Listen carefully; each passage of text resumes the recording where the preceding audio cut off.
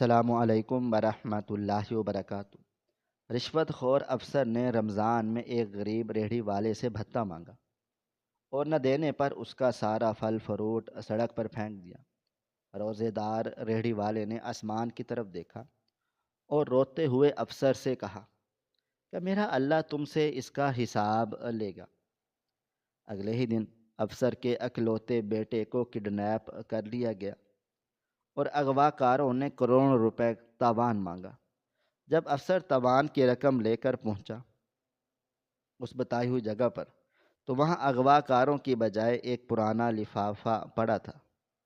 لفافے کے اندر رکھی چیز دیکھتے ہی افسر کی چیخیں نکل گئیں، کیونکہ اس میں رمضان المبارک کی وہ ایک انتہائی تپتی اور جھلسا دینے والی دوپہر تھی جب آسمان سے آگ کے گولے برس رہے تھے اور سڑک کا تار کول تپش کی شدت سے پگھل کر کسی کالے عصے کی طرح رینگتا ہوا محسوس ہو رہا تھا۔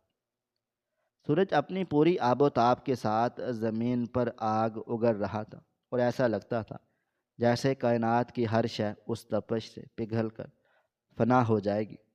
شہر کے اس گنجان آباد اور شور و غل سے بھرے ہوئے بازار میں جہاں گرد و غبار اور دھوئیں نے فضا کو اس قدر بوجھل بنا رکھا تھا کہ سانس لینا بھی ایک امتحان بن چکا تھا، وہاں ایک انتہائی ناتواں اور ضعیف العمر انسان بابا کریم اپنے لکڑی کی پرانی اور خستہ حال ریہڑی کو اس تپتی ہوئی سڑک پر دھکیلنے کی جان لیوا کوشش کر رہا تھا۔ بابا کریم کے ماتھے پر پسینے کی بوندیں کسی پگھلتے ہوئے شیشے کی طرح چمک رہی تھیں جو بار بار اس کی سفید اور کھردری داڑھی میں جذب ہو کر اسے مزید بوجھل کر دیتی تھی۔ اس نے روزے کی حالت میں اپنی زندگی کے کئی عشرے گزارے تھے، لیکن آج کی یہ تپش اس کے وجود کو کسی دہکتے ہوئے تندور کی طرح جلا رہی تھی۔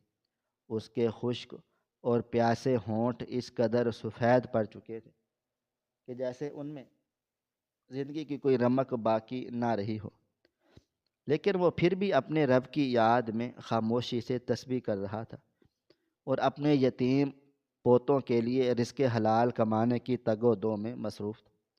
اس کی ریڑھی پر رکھے ہوئے وہ چند کیلے اور انگور جو اس نے منڈی سے ادھار پر اٹھائے تھے وہ بھی اس گرمی کی تاب نہ لاتے ہوئے مرجھانے لگ گئے تھے۔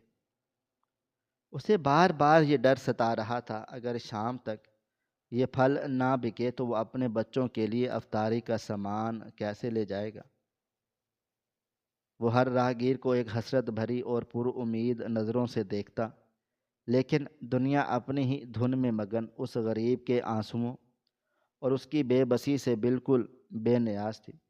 اس بازار کے حبس زدہ ماحول میں جہاں ہر شخص اپنی منزل کی طرف بھاگ رہا تھا، بابا کریم کا ہر قدم منو بھاری تھا۔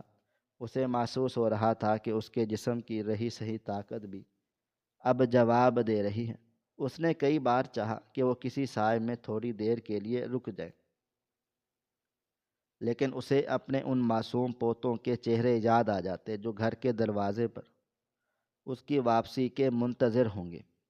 بابا کریم کے ذہن میں ان پوتوں کی معصوم فرمائشیں گونج رہی تھی جنہوں نے افطاری میں کچھ میٹھا کھانے کی فرمائش کی تھی، خواہش ظاہر کی تھی۔ اس نے اپنی میلی قمیض کے دامن سے بار بار اپنی ریڑھی کے پھلوں کو صاف کیا تاکہ سڑک کی اڑتی ہوئی دھول انہیں گندا نہ کر دے اور کوئی گاہک انہیں دیکھ کر رک جائے، لیکن بدقسمتی سے لوگ بڑی بڑی گاڑیوں میں تیزی سے گزر رہے تھے اور کسی کے پاس اتنا وقت نہیں تھا کہ وہ اس مٹی میں بیٹھے ہوئے بوڑھے کی فریاد سن سکے۔ اسی دوران اس بازار کے گرد آلود ماحول میں ایک ایسی چمکتی ہوئی اور پرتعیش پولیس کی گاڑی داخل ہوئی جس کی چمک نے غریبوں کی آنکھوں کو خیرہ کر دیا۔ اس گاڑی کے اندر اس علاقے کا سب سے سنگ دل اور بدنام زمانہ انسپکٹر زمان اپنے عہدے کے نشے میں چور بیٹھا ہوا تھا۔ زمان کے لیے نہ کوئی رمضان المبارک تھا اور نہ ہی اسے کسی روزے دار کی تڑپ کا احساس تھا۔ اس کا پورا وجود رشوت اور حرام کی کمائی سے پلا بڑا تھا۔ اس کی نظر جب بابا کریم کی اس خستہ حال ریہڑی پر پڑی تو اس کے ماتھے پر حقارت کی لکیریں ابھر آئیں۔ اس نے گاڑی کا دروازہ ایک جھٹکے سے کھولا اور اپنے بھاری اور چمکتے ہوئے بوٹوں کے ساتھ سڑک پر قدم رکھا۔ زمان نے اپنی وہ سیاہ اینک اتاری اور اس کے چہرے پر موجود تکبر کی لہریں صاف دیکھی جا سکتی تھی۔ اس کے ہاتھ میں وہ لمبی چھڑی تھی جو بے شمار بے گناہوں کی پیٹھ پر برستی تھی۔ وہ کٹتا ہوا بابا کریم کی طرف بڑھا۔ بازار کے باقی دکاندار اسے دیکھتے ہی سہم گئے اور اپنی اپنی دکانوں کے اندر دبک گئے۔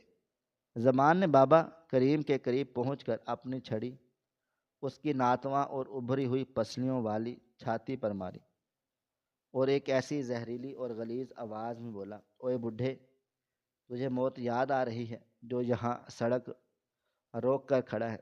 تجھے نہیں پتا یہ صاحب بہادر کی سڑک ہے؟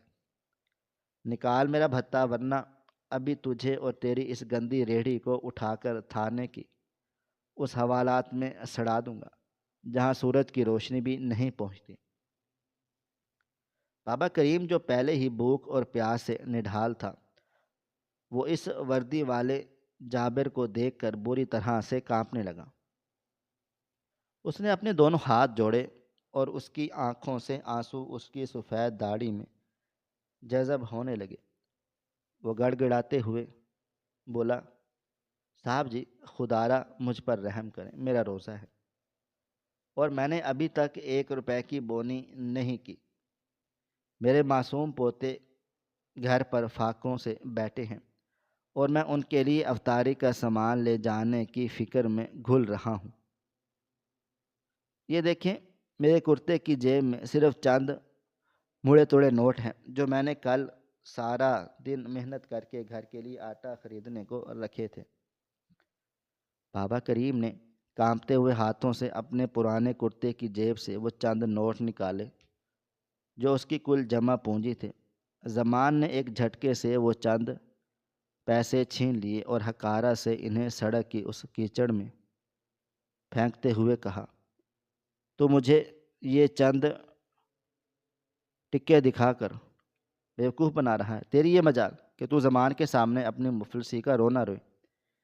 یہ کہتے ہی زمان نے اپنے اندر کے فرعون کو بیدار کیا اور ایک ایسی وحشیانہ اور زوردار ٹھوکر بابا کریم کی اس پرانی ریہڑی کو ماری کہ وہ لکڑی کی ریہڑی ایک دردناک آواز کے ساتھ سڑک پر الٹ گئی اور اس پر سجا ہوا وہ سارا تازہ پھل فروٹ جو بابا کریم کے خاندان کی آخری آس امید تھا، وہ سڑک کی اس گندی کیچڑ مٹی اور غلاظت میں بکھر گیا۔ زمان نے اپنا پاؤں ان پھلوں پر رکھا اور انہیں بے دردی سے کچلنا شروع کر دیا، جیسے وہ ان پھلوں کو نہیں بلکہ بابا کریم کے دل کے ٹکڑوں کو کچل رہا ہو۔ جب زمان اس بوڑھے کو گالیاں دے رہا تھا، اس کے رزق کو مٹی میں ملا رہا تھا، تو اسی بازار کے ایک ہجوم میں تھوڑی دور کھڑا ایک پر اسرار ہیولا، جس کی آنکھوں میں شدید درد اور کرب تھا، وہ یہ سارا منظر بڑی خاموشی سے دیکھ رہا تھا۔ اس ہیولے کی نظر زمان کے ہر ایک عمل کا پیچھا کر رہی تھی اور اس کے چہرے پر ایک ایسی اداسی اور غصے کی ملی جلی کیفیت تھی جو کسی بہت بڑے طوفان کے آنے سے پہلے کی خاموشی کا پتہ دیتی تھی۔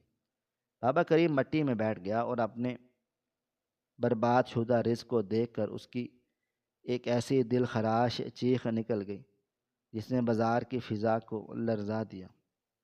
اس نے اپنی مٹی سے لت پت ہاتھوں کو تپتے ہوئے آسمان کی طرف اٹھایا اور روتے ہوئے انتہائی لرزتی ہوئی آواز میں کہا، اے میرے اللہ، تو سب دیکھ رہا ہے، میں نے آج تک کسی کا برا نہیں چاہا، لیکن اس ظالم نے میرا سب کچھ چھین لیا ہے۔ میں اپنا یہ مقدمہ تیری عدالت میں لاتا ہوں، تو ہی میرا انصاف کرنا اور اس ظالم سے میرا حساب لینا۔ وہ پر اسرار شخص جو دور سے یہ سب کچھ دیکھ رہا تھا، اس کی آنکھوں سے ایک گرم آنسو ٹپکا۔ اس کے چہرے کی رنگت غصے سے سرخ ہونے لگی۔ اس نے اپنی مٹھیوں کو اس قدر سختی اور شدت سے بھینچا کہ اس کی رگیں تن گئیں اور اس کے ناخن گوشت میں اترنے لگے۔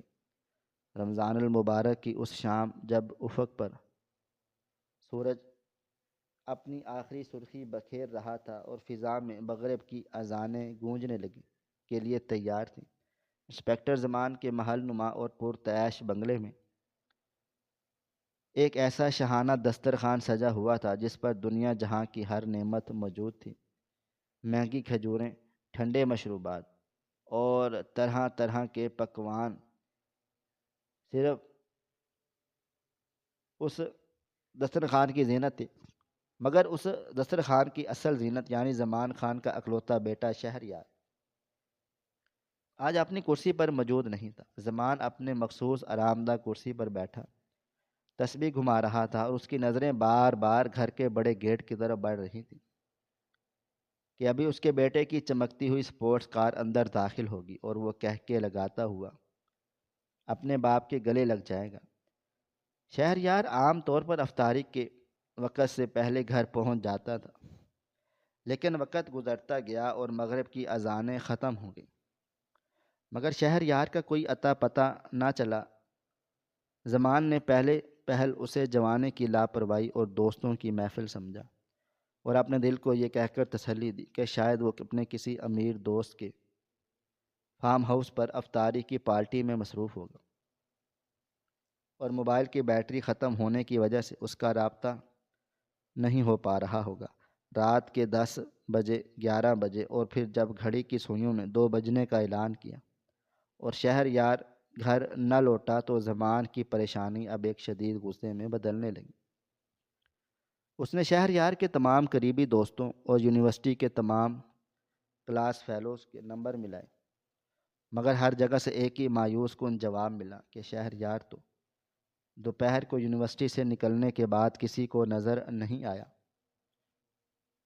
دوسرے دن کا سورج جب طلوع ہوا تو زمان کے صبر کا پیمانہ لبریز ہو چکا تھا اور اس نے اپنی وردی کا وہ جاہ و جلال پہنا جو پورے شہر میں خوف کی علامت تھا، اور اپنے تمام ماتحت افسروں کو حکم دیا کہ شہر کا چپا چپا چھان مارو۔ تیسرے دن زمان کا وہ وحشیانہ اور درندہ صفت روپ سامنے آیا جس سے پورا شہر تھر تھرانے لگا۔ اس نے وردی کی طاقت کا ایسا ناجائز اور بھیانک استعمال شروع کیا کہ تھانے کی دیواریں بے گناہوں کی چیخوں اور فریادوں سے گونجنے لگیں۔ اس نے ہر اس شخص کو اٹھا کر حوالات میں بند کر دیا جس پر اسے ذرا سا بھی شک تھا یا جس کی کبھی شہریار سے کوئی معمولی سی بحث ہوئی تھی۔ زمان خود اپنے ہاتھوں میں چمڑے کا بھاری پٹا لیے ان مشکوک افراد کو لہولہان کر رہا تھا اور غصے میں کسی پاگل درندے کی طرح دھاڑ رہا تھا کہ میرا بیٹا کہاں ہے، کس نے اسے چھپایا ہے۔ اس نے شہر کے ان تمام نامی گرامی بدماشوں اور اشتہاری مجرموں کو ننگا کر کے الٹا لٹکا دیا جنہوں نے اس سے پہلے کبھی اپنے مفادات کے لیے تحفظ فراہم کیا تھا۔ زمان کی آنکھیں نیند کی کمی اور مسلسل غصے کی وجہ سے خون کی طرح لال ہو چکی تھیں اور اس کے ماتھے پر ابھرنے والی رگیں اس کے اندرونی خوف کو ظاہر کر رہی تھی۔ اس نے شہر کے تمام داخلی اور خارجی راستوں پر ایسی سخت ناکہ بندی کروائی کہ ایمبولینسوں کو بھی تلاشی کے بغیر گزرنے کی اجازت نہیں تھی۔ اس نے پورے شہر کی ٹریفک کو یرغمال بنا لیا اور ہر مشکوک گاڑی کے پرزے کروا دیے۔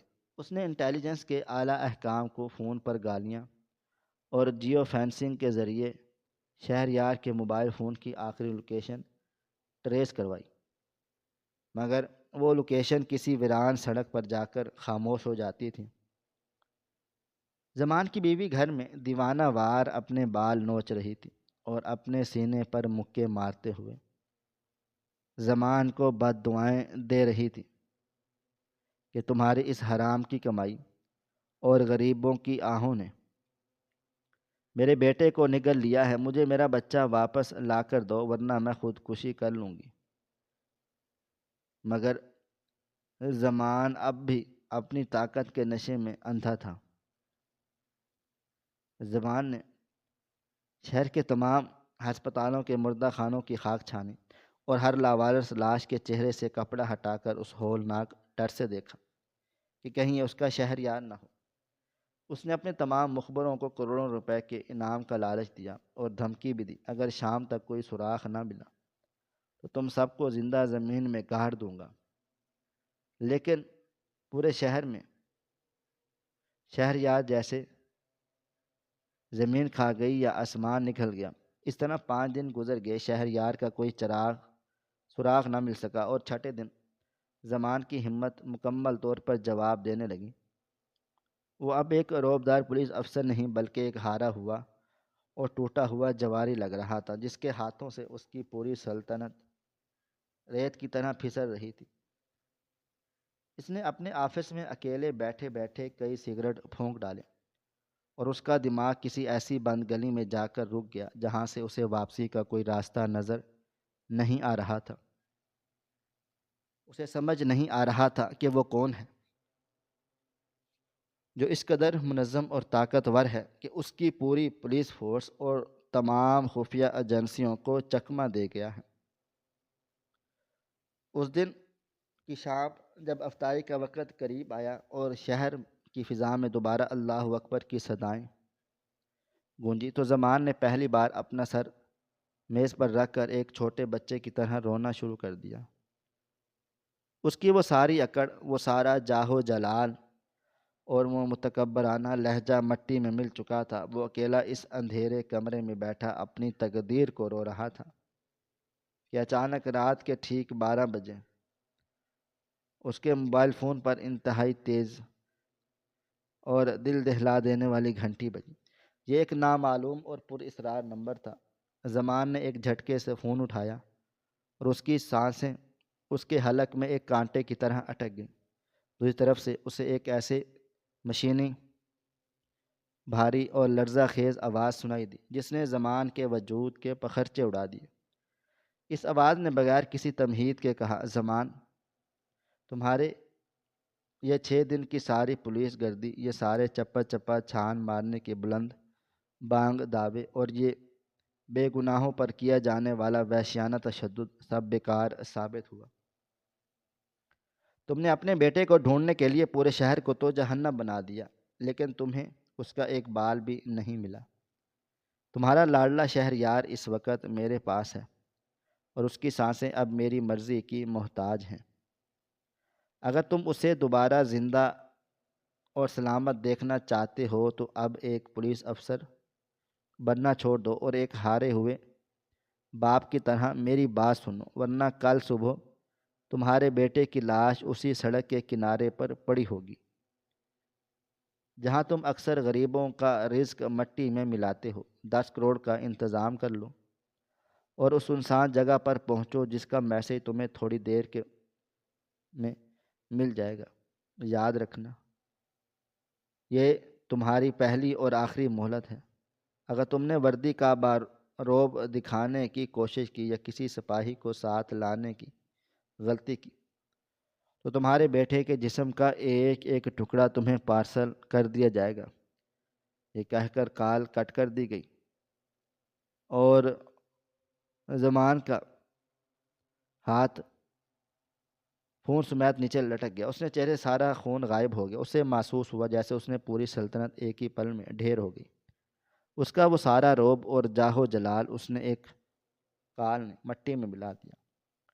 وہ ایک بے بس انسان کی طرح اپنی کرسی سے نیچے فرش پر گر پڑا اور اسے اب میسج کا انتظار تھا جو اسے اس کے بیٹے تک لے کر جائے گا یا پھر اس کی موت تک۔ اور یوں قدرت نے اپنا وہ عبرتناک کھیل شروع کر دیا جس کا انجام زمان کے وہم و گمان میں بھی نہیں تھا۔ اگلے ہی دن زمان نے پیسوں کا بندوبست کیا۔ وہ کوئی رسک نہیں لینا چاہتا تھا، اور رات کو جب پورا شہر نیند کی آغوش میں تھا تو انسپکٹر زمان کی آنکھوں سے نیند کوسوں دور جا چکی تھی۔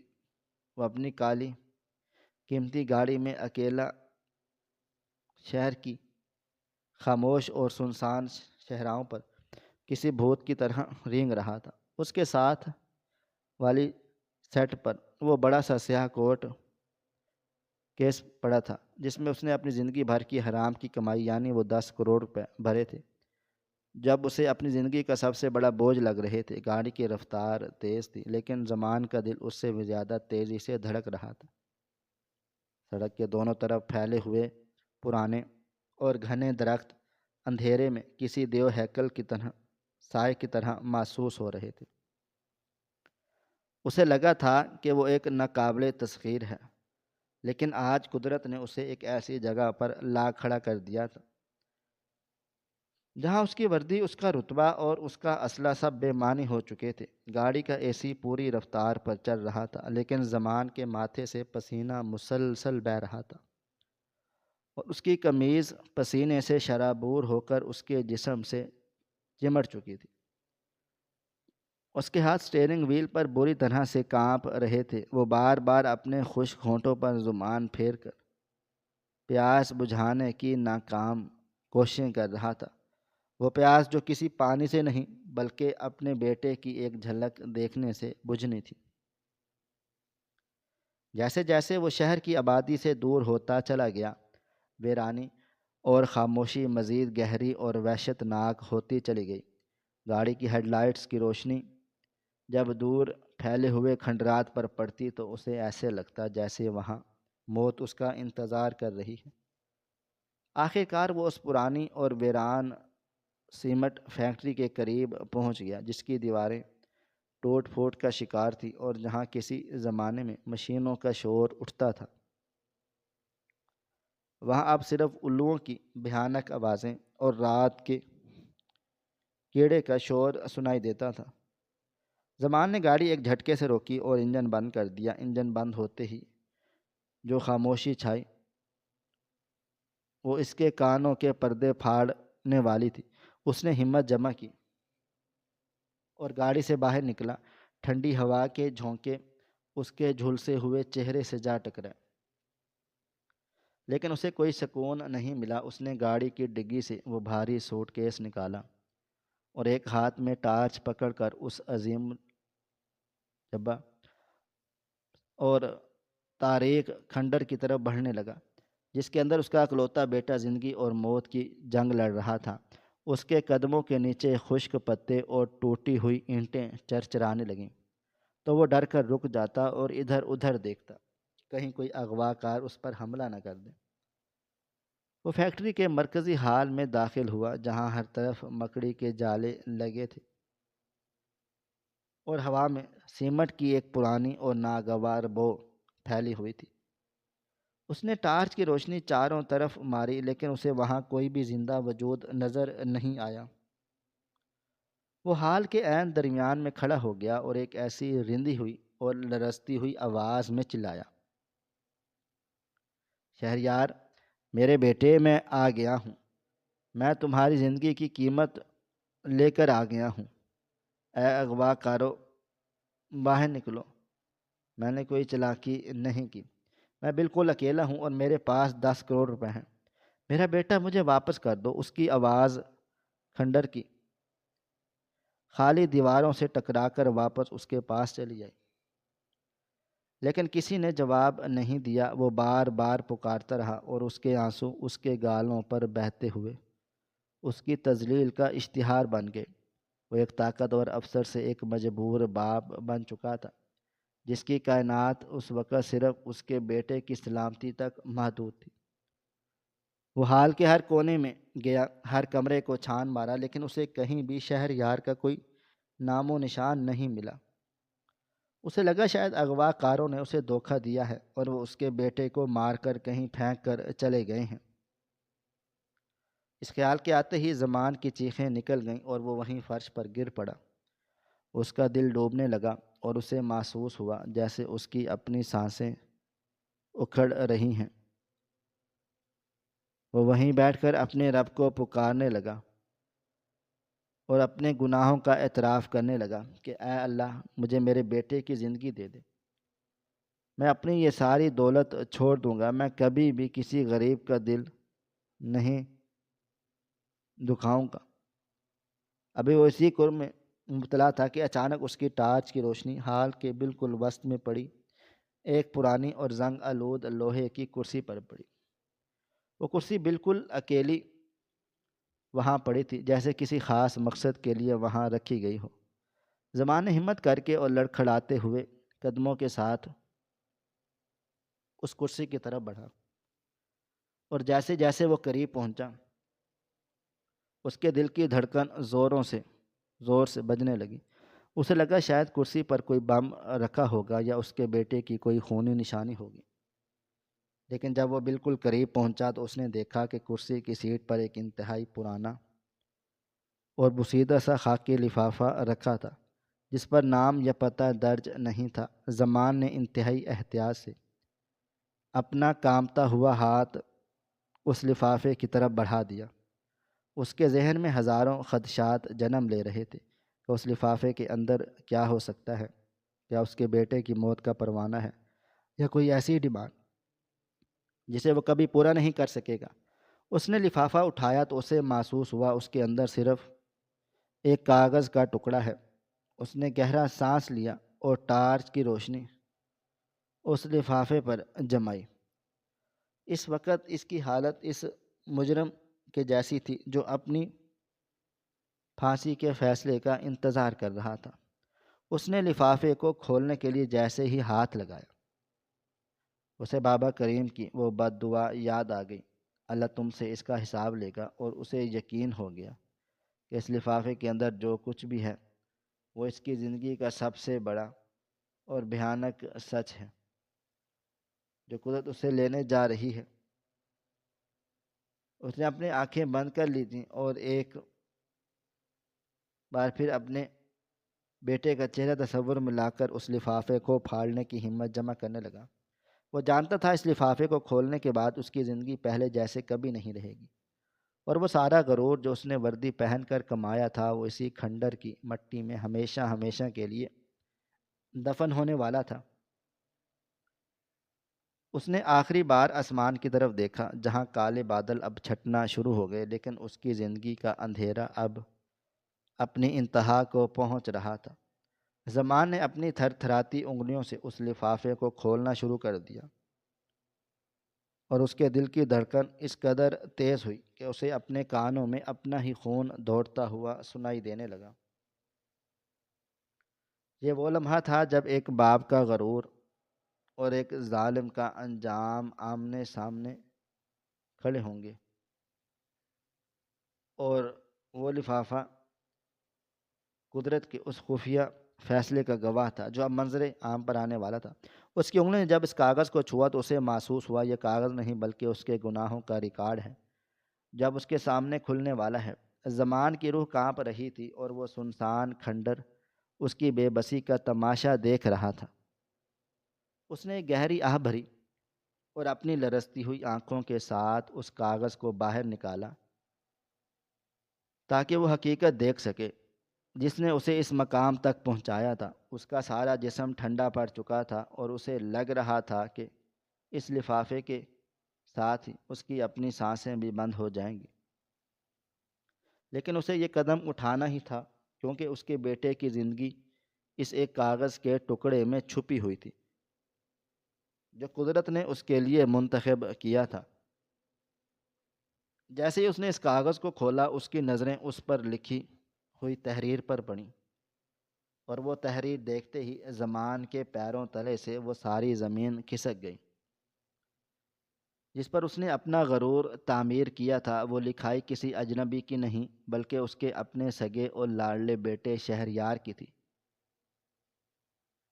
جس کی ایک ایک لکیر زمان کے دل میں نشتر کی طرح اتر رہی تھی۔ زمان کی چیخ و پکار اس کے حلق میں ہی دم توڑ گئی، اور وہیں اس گرد آلود اور ٹھنڈے فرش پر گھٹنوں کے بل گر پڑا۔ اس کے ہاتھ سے ٹارچ چھوڑ کر دور جا گری، اور اب حال میں صرف اس کے موبائل کی ہلکی سی روشنی باقی تھی جو اس ہولناک سچائی کو ظاہر کر رہی تھی۔ کاغذ پر لکھا تھا کہ بابا، مجھے کسی گینگسٹر یا اغوا کار نے اغوا نہیں کیا، میں بالکل محفوظ اور تندرست ہوں۔ میں اپنی مرضی سے اس جگہ سے دور چلا گیا ہوں جہاں آپ کا سایہ بھی مجھ پر نہ پڑ سکے۔ میں سالوں سے آپ کی اس وردی کے پیچھے چھپے ہوئے بھیانک چہرے کو دیکھ رہا تھا۔ میں نے دیکھا کہ آپ کس طرح غریبوں کا حق مارتے ہیں اور کس طرح سے ان کے خون پسینے کی کمائی سے یہ محل تعمیر کیے ہیں، لیکن میرا ضمیر ہمیشہ مجھے جھنجھوڑتا رہا۔ میں خاموش رہا کیونکہ میں آپ کا بیٹا تھا، لیکن کل جب میں نے اپنی آنکھوں سے وہ منظر دیکھا جس میں آپ نے ایک بوڑھے اور روزے دار ریڑھی والے کا رزق مٹی میں ملا دیا اور اس کی ذلت کی، تو میرا دل پھٹ گیا۔ بابا، آپ کو یاد ہے وہ بوڑھا ریڑھی والا کون تھا؟ آپ نے اسے اپنے تکبر میں اسے نہیں پہچانا، لیکن میں نے اسے ایک ہی پل میں پہچان لیا تھا۔ وہ عظیم استاد بابا کریم تھا جس نے مجھے بچپن میں انگلی پکڑ کر چلنا سکھایا تھا، اور جس کی وجہ سے آج میں ایک اچھا انسان بن سکا ہوں۔ آپ نے کل میرے استاد کی دستار کو مٹی میں رولا اور اس کی بد دعا لی۔ میں نے اسی وقت فیصلہ کر لیا تھا کہ اب آپ کی اس فرونیت کا حساب میں خود لوں گا۔ اس لیے میں نے اپنے اغوا کا یہ ڈرامہ رچا دیا تھا کہ میں آپ سے وہ ساری حرام کی کمائی نکلوا سکوں جو آپ نے سالوں سے جمع کر رکھی۔ اب یہ 10 کروڑ جو آپ کے سامنے سوٹ کیس میں پڑے ہیں، اس کی حقیقت میری نظر میں تو بہت ہوگی آپ کی نظروں میں، لیکن میری نظروں میں یہ صرف ردی کے کاغذ ہیں جن پر مظلوموں کا لہو لگا ہوا ہے۔ میں یہ پیسے لینے یہاں کبھی نہیں آؤں گا۔ میں نے یہ 10 کروڑ آپ سے اس لیے منگوائے ہیں تاکہ آپ کو احساس دلا سکوں کہ جس دولت کو آپ نے اپنی زندگی کا حاصل سمجھا اور جس کے لیے آپ نے اپنے ضمیر کا سودا کیا، وہ دولت آج آپ کے سامنے پڑی ہے، لیکن وہ آپ کے اپنے بیٹے کو آپ کے پاس واپس نہیں دلا سکتی۔ میں چاہتا ہوں کہ آپ ان پیسوں کو دیکھیں اور تڑپیں کہ یہ وہی دولت ہے جس کے لیے آپ نے رشوتیں لی اور تکبر کیا، لیکن آج یہی دولت آپ کے لیے جہنم کا ایندھن بن چکی ہے۔ آپ کو ذرا بھی اپنے کیے پر شرمندگی ہے اور آپ کے اندر انسانیت کی کوئی بھی رمق باقی ہے تو انہی پیسوں کو اسی وقت یہاں سے اٹھائیں اور خود اپنے ہاتھوں سے اس بوڑھے ریڑھی والے بابا کریم اور ان تمام غریبوں میں بانٹ دیں جن کا تعلق آپ نے ساری زندگی مارا ہے۔ میں آپ کے پاس واپس تبھی آؤں گا جب آپ ان پیسوں کی محبت اپنے دل سے نکال کر ان حقداروں تک پہنچا دیں گے، ورنہ آج کے بعد آپ اپنے بیٹے کو ہمیشہ ہمیشہ کے لیے بھول جائیے گا، کیونکہ میں ایسے باپ کا سایہ بھی قبول نہیں کروں گا جس کی کمائی میں یتیموں کی آہیں شامل ہوں۔ میں نے آپ کو اس کھنڈر میں اس لیے بلایا تاکہ آپ اس تنہائی اور بے بسی کو محسوس کر سکیں جو آپ نے دوسروں کو دی ہے۔ اب فیصلہ آپ کے ہاتھ میں ہے، آپ کو یہ مردہ دولت چاہیے یا اپنا جیتا جاگتا ہوا بیٹا؟ زمان یہ الفاظ پڑھتے ہوئے زاروں قطار رو رہا تھا، اس کی ہچکیاں اس سنسان کھنڈر میں گونج رہی تھیں۔ اسے پہلی بار احساس ہوا کہ قدرت کا انصاف کتنا کڑا اور بے آواز ہوتا ہے۔ اس نے جس بیٹے کے لیے ساری حرام کی دولت جمع کی تھی، اسی بیٹے نے اسے دنیا کا سب سے غریب اور لاچار انسان بنا دیا تھا۔ اس کا وہ روب و دبدبا، وہ رتبہ، وہ وردی، سب کچھ اس کاغذ کے ایک چھوٹے سے ٹکڑے کے سامنے راکھ بن چکے تھے۔ اس کی حالت اس وقت ایک ایسی زندہ لاش کی طرح ہو چکی تھی جس کی روح برسوں پہلے مر چکی ہو اور صرف ڈھانچہ باقی رہ گیا ہو۔ وہ اس تاریک اور ویران کھنڈر میں اکیلا بیٹھا اپنی برباد شدہ تقدیر کا ماتم کر رہا تھا۔ اس کے سامنے وہ 10 کروڑ روپے کا سوٹ کیس پڑا تھا جو اب اسے دولت کا ڈھیر نہیں بلکہ زہریلے سانپوں اور بچھوؤں کا ایک ایسا پٹارا لگ رہا تھا جو اسے ہر پل ڈس رہے تھے۔ بابا کریم کی وہ ایک بات کسی ہتھوڑے کی طرح اپنے دل و دماغ کی دیواروں پر بجتی ہوئی محسوس ہو رہی تھی کہ میرا اللہ تم سے حساب لے گا، اور اسے آج یہ کامل یقین ہو گیا تھا کہ اللہ نے واقعی اس کا ایسا عبرتناک اور ہولناک حساب لیا ہے کہ اسے کائنات میں کہیں بھی منہ دکھانے کے لائق نہیں چھوڑا۔ وہ سوچ رہا تھا کہ اس نے اپنی پوری جوانی جس طاقت، جس رتبے اور جس وردی کی اکڑ پر ناز کیا، وہ اسے آج اس کے اپنے اکلوتے بیٹے کے سامنے بھی سرخرو نہ کر سکی۔ اس نے کانپتے ہوئے قدموں سے اس کھنڈر سے باہر نکلنے کی کوشش کی، لیکن اس کے جسم میں جیسے اب کوئی مزید جان باقی نہ رہی تھی۔ اس کے پیر لرز رہے تھے، وہ بار بار ٹھوکریں کھا کر گرد و غبار میں گرتا رہا۔ یہ وہی مٹی تھی جسے وہ غریبوں کا نصیب سمجھتا تھا، اور آج وہی مٹی اس کا اپنا اوڑھنا بچھونا بن چکی تھی۔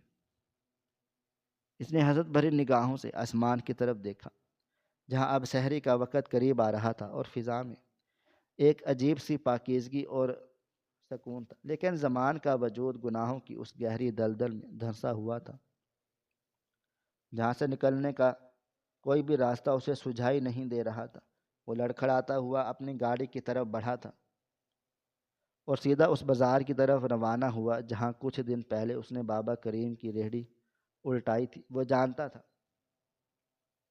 کہ اب اسے اپنا سب کچھ لٹا کر اور اپنی انا کو مٹی میں ملا کر اس غریب سے معافی مانگنی ہے، ورنہ اس کا بیٹا اسے جیتے جی کبھی معاف نہیں کر سکے گا۔ اور وہ جب اس خاموش بازار میں پہنچا تو ہر طرف ایک پراسرار سناٹا اور اس مخصوص جگہ پر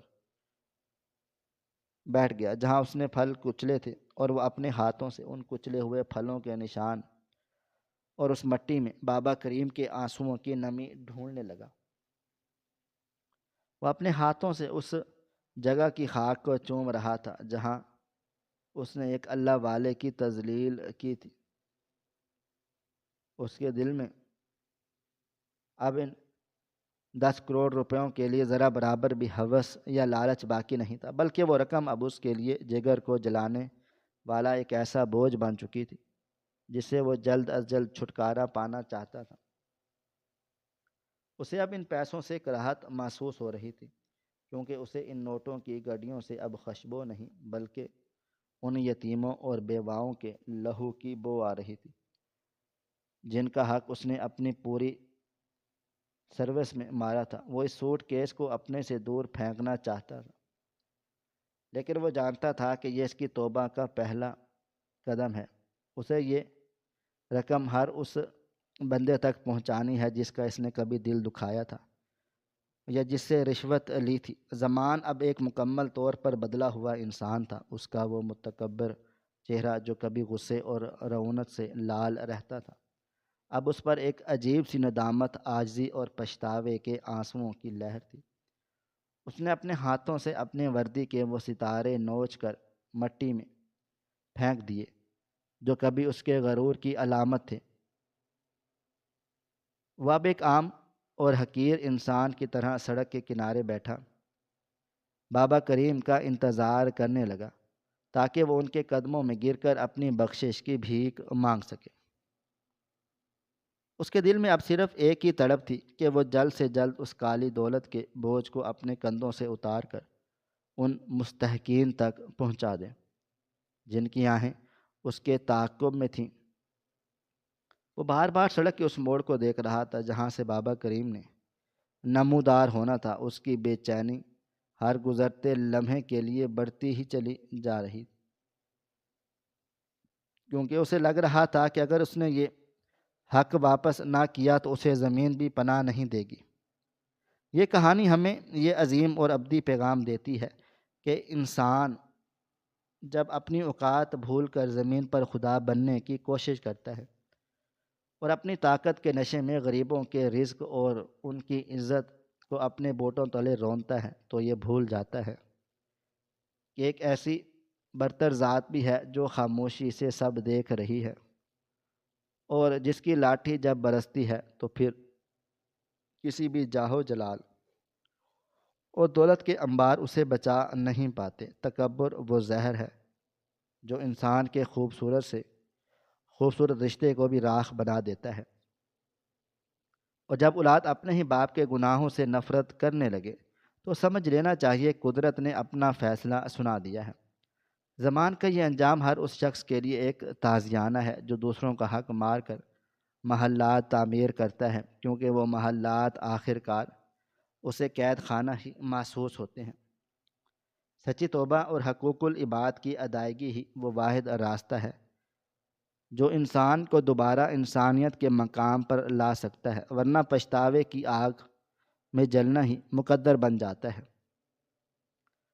زمان اب اسی آگ میں جل رہا تھا اور اس کی نظریں صرف بابا کریم کی راہ تک رہی تھیں تاکہ وہ اپنی ہدایت کا آخری سفر شروع کر سکے۔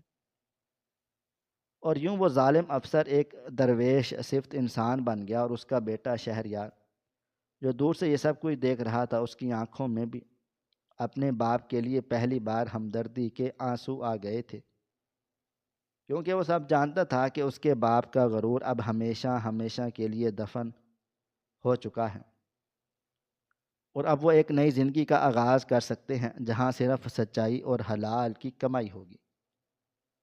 ناظرین، آپ کو ہماری آج کی کہانی کیسی لگی؟ کومنٹ باکس میں اپنی رائے کا اظہار ضرور کریں۔ مزید اس طرح کی سبق آموز کہانیاں سننے کے لیے ہماری ویڈیوز کو لائک کریں، شیئر کریں، اور ہمارے چینل ایس ایف سٹوریز کو ضرور سبسکرائب کر لیں۔ ملتے ہیں کل ایک نئی اور دلچسپ کہانی کے ساتھ، تب تک اپنا ڈھیر سارا خیال رکھیے گا۔ اللہ حافظ۔